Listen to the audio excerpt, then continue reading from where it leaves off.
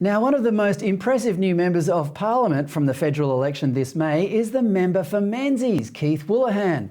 Keith was born in Dublin in 1977 and moved to Australia when his parents migrated here in the nation's bicentenary year, 1988. He attended his local public school in East Melbourne, then got an arts degree from Melbourne Uni and a law degree from Monash, and became a barrister in 2010. 9 years ago, he also graduated from Cambridge, no less, with an honours degree in international relations. In between all that, Keith has served in the Australian Army, rising to the rank of captain, and toured East Timor and Afghanistan, and received a commendation for distinguished service. All that before he's even turned 35 years old. Yesterday, he added to that list of impressive achievements newspaper opinion writer with a splendid and succinct piece in Melbourne's Herald Sun about Anthony Albanese's voice to Parliament.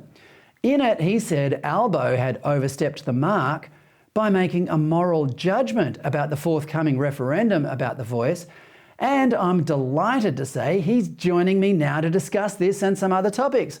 Keith, welcome to the show. Thank you for having me, Fred, and welcome to your viewers and listeners. So in your piece in the Herald Sun yesterday, you said that Albo was, quote, disingenuous, unquote, to make an ad hominem attack on people who disagree with him about these proposed changes to the Constitution. Can you elaborate on that? What is clear from the election is that Anthony Albanese is our Prime Minister, and he has a mandate to put the question of a voice to the people by way of referendum.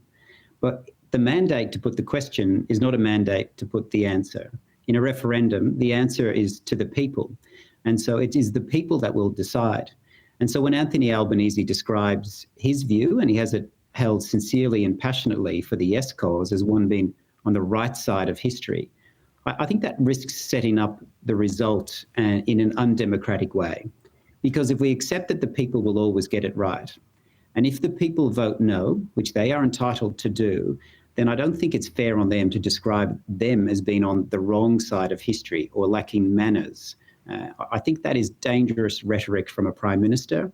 By all means, be an advocate for the yes case, but he has to leave room for the legitimacy of a no case. It would be undemocratic otherwise, wouldn't it? It would, and the Prime Minister has said quite rightly that there will be a national conversation for this debate, and a conversation requires voices be heard from both sides. And I don't think we can ever be afraid of that. I sense that there are fierce advocates for the yes case that are terrified of this failing, and maybe that's rational. But what they should not be terrified of is the people hearing both sides. This is a democracy, and they deserve to hear both sides, including voices like Jacinta Price and Warren Mundine. Well, Keith, I'm interested to know your stance on the voice to Parliament. How will you be voting? As it's currently proposed, will you support it or reject it? Well, I'm a member of the Liberal Party, and Peter Dutton has said that the Liberal Party has an open mind on the voice, and I respect and understand that position. But in the end, I will be one of millions of people who will vote on it. And I will approach that with an open mind, but I start from a position of being a constitutional conservative. I think our Constitution is one of the most amazing documents. It's not full of flowery language or rhetoric, but it serves a very important purpose, and that is it has made us one of the most stable liberal democracies on earth. So my default is always not to change it. I haven't seen the case to justify changing it, but I always have an open mind, and we'll see how this debate progresses. Eminently sensible. Now, let's get back to you arriving at Parliament. You challenged Kevin Andrews, who was a doyen of the Victorian Liberal Party, for pre-selection in the safe seat of Menzies. Your success was portrayed as a generational change in the party, but you've also had to fend off accusations, if I can use that word, that you're a moderate. Now, Keith, very, very briefly, how would you describe your politics? And can I say at the outset, Kevin Andrews served this electorate for 31 years and the nation as well as a minister and the father of the House with distinction. That was a ballot about renewal. It wasn't a ballot about being a conservative or a moderate. One of the first interviews I did after the pre-selection, I was asked that question and said very clearly and openly, I'm not a moderate, never joined the party to be a moderate. And when Peter Dutton was elected leader of the Liberal Party, I thought he put it perfectly when he said he didn't join the Conservative Party, he didn't join the Moderate Party, he joined the Liberal Party. And I joined the Liberal Party in 1996, and that's a critical year for the Liberal Party. It was the first year of one of our most successful periods in government. So I like to consider myself a Howard Costello Liberal, and I will look to the work and values of Howard and Costello on national security, on economics, and on values. Okay, let's talk about defence. Given that you have a military experience, the Defence Strategic Review Team has swung into action as a response to increasing tension in our region. It says we need 3 new air warfare destroyers, which will cost about $2 billion each, and we should aim to have them by the end of the decade. But it gets even slower than that. Their final recommendation on the matter won't be delivered till next March. Keith, you're a military man. Is this moving fast enough? We can always move things quicker, but that is a difficult thing to do. We live in a precarious strategic environment, and time is of the essence. I think any reasonable person who cares about Australia would recognise that.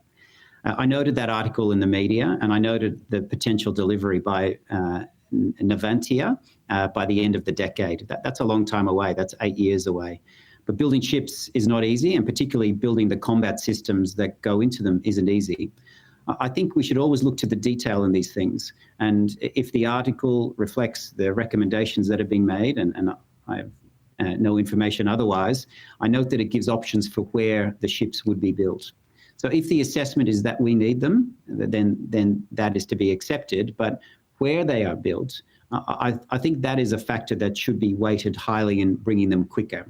And I think historically, there's always been this tension between industry policy and defence policy.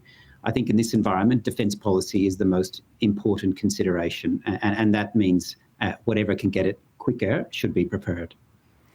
Are you saying build them here now? Is that what you're saying? Well, it depends. These are complex acquisitions, and if building here is quicker, so be it. If building overseas is quicker, so be it. And then there's other considerations about having a sovereign manufacturing capability. These are very difficult considerations. But what I am worried about is the former Labor Defence Minister being a part of that strategic review, because we should judge people on their actions and their record rather than what they say. And it is quite concerning about his record, which saw cuts to defence at the largest level in 70 years. So this is not the time to be cutting defence.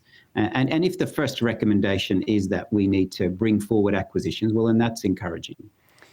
How urgently do we need to bolster our defence given China's behaviour lately?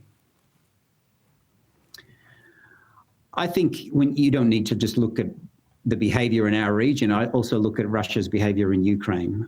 I think we, as James Patterson said on an interview recently, when regimes speak, we should listen. And I think we've often assumed that it was irrational that an aggressive act would be taken in the 21st century. I think Ukraine has put that to bed. So we need to accelerate everything we can do. And in the military, we were very aware that Russia has one of the largest armoured capabilities in the world. And whether it was by design or accident, Ukraine having the Javelin missile in numbers that meant they could defend their city was critical. And these are very specific decisions that are made. A Russian T-72 tank can cost anywhere of 20 US million, but a Javelin costs $80,000 US. So if you consider purchasing particular missiles, whether they're against armour or ships, and then have them ready in number, it makes the calculus of invading another country very difficult. And I think those are the sort of specific decisions that need to be made in the region and also within our country. Well, speaking about the region, the current government's diplomatic efforts in the South Pacific could be summarised, if I could be facetious about it, by saying this: Australia is causing climate change in the region. Here's some cash to stop your islands being swamped by the ocean. Now, please don't let China build a naval base in your archipelago. Keith, am I being a bit too simplistic there, or is that on the money? I think you are. To be fair to the Albanese government on foreign policy and national security so far, I have been pleasantly surprised, as has the coalition. And national security should always be above politics, and where good decisions are made, they should be recognised. That doesn't mean it's perfect. And again, we come back to the decision to have former Minister Stephen Smith on the strategic review. In terms of the specific question about climate change, I'm not a diplomat, but I would imagine that if something is important to a country, then it's important to us. But I think that this is a complex game that is being played in the Pacific. And I think it's not just about climate change. There's other interests that are at play. And we have a wonderful Foreign Office. And I think we should listen to them in terms of what is the best approach for each particular Pacific nation. Well, for the past few decades, Australia has equivocated about its place in Asia. But if some pundits are to be believed, we must now choose a side. In the words of political advisors Michael Keating and John Stanford, we should now seek security in Asia rather than from Asia because, quote, China is here to stay as a great power in this volatile region we call home, unquote. That's from a piece in the Weekend Australian. Keith, are these two people suggesting we appease a communist dictatorship?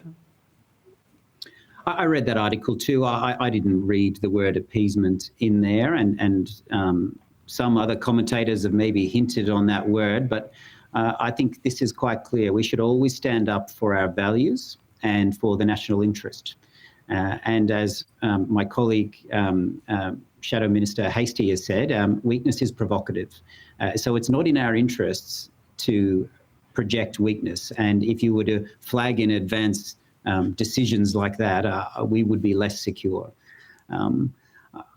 I've been a student of international relations, and sometimes the theory doesn't always match with the practice. But there's one area that's quite important, and that's in the area of the security dilemma. So when we make decisions or actions, they have counteractions and responses, like we do. And an example of that is the wonderful work that was done by the Morrison government on AUKUS and the Quad. That was in reaction to decisions made by China. But when you look at that principle, sorry. Well, as strategists have been saying since ancient Greece, if you want peace, prepare for war. Well, that's right. But this is five-dimensional chess. We have to be, we have to be sophisticated in our language, and that is important. And it must be done carefully. And when you look at security in the international world, we will be secure if China feels secure. So all parties and nations need to, in this complex game, feel secure. And how you achieve that is not easy, but I don't think it comes in projecting weakness or appeasement, and I would never be an advocate for that. Now, Keith, before you go, your maiden speech to Parliament was unfortunately delayed during the first sitting, but finally you will get to deliver your maiden speech at the next sitting next month. Can you give us a hint about what you will be talking about on this important occasion? Well, it's on the 5th of September, if your viewers or listeners want to tune in, just straight after question time. So I'll be called to stand as soon as the Prime Minister's question time is over on Monday, the 5th of September. You mentioned at the start that the safe seat of Menzies, it's no longer a safe seat. In fact, there's no safe seats anymore in politics. I think that era is gone. And that is a good thing. It means none of us take our seats for granted. So I want to write a love letter to Menzies. I want to talk about the people in this seat. There's 170,000 of them.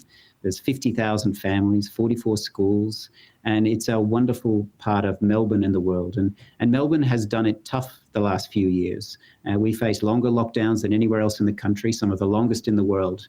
And I want to talk about the people who endured that, and they're still standing strong, and I'm their voice. So I'll certainly be focusing on the people and the community that I represent. Well, it's going to be worth listening to if that's a taste of it, with compassion, intelligence, and care for your constituents. Keith, thanks so much for your time. No, thank you so much for having me. That's the very impressive new member for the federal Melbourne seat of Menzies, Keith Wolahan.